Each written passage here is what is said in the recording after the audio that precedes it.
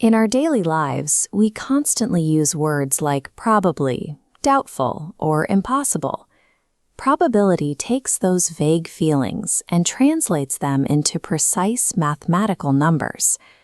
Looking at the probability scale, we can see that all probability exists strictly as a number between 0, representing an impossible event, and 1, which means an event is absolutely certain. Right in the middle is 0.5, representing an even chance. Before calculating, we must define two terms.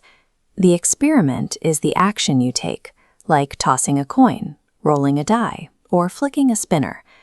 The event is the specific outcome you measure during that experiment. This formula shows exactly how we find experimental probability. We divide the number of times our favorable event actually happened by the total number of trials performed.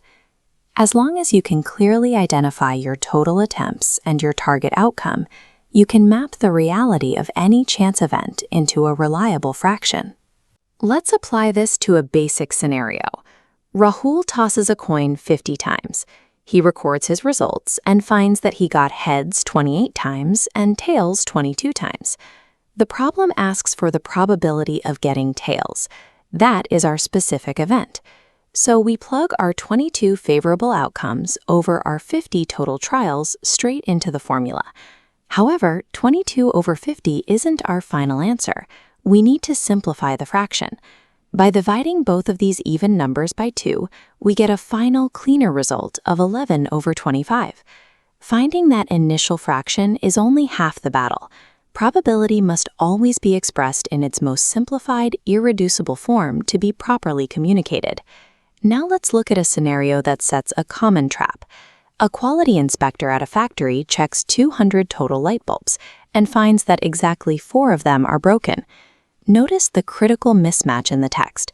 The data provided measures broken bulbs, but the question demands the probability of picking a good bulb.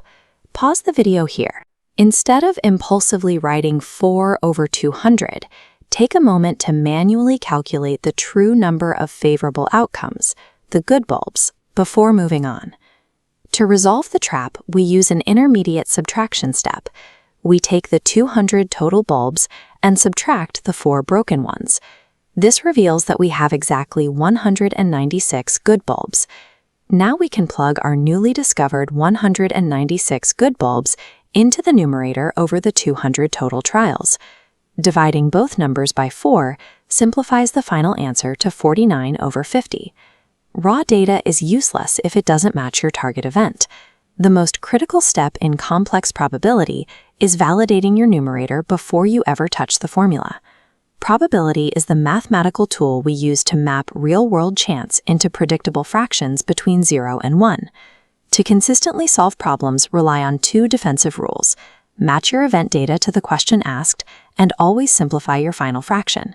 By trusting the formula and respecting your data variables, you now have the exact tools needed to measure the likelihood of any event.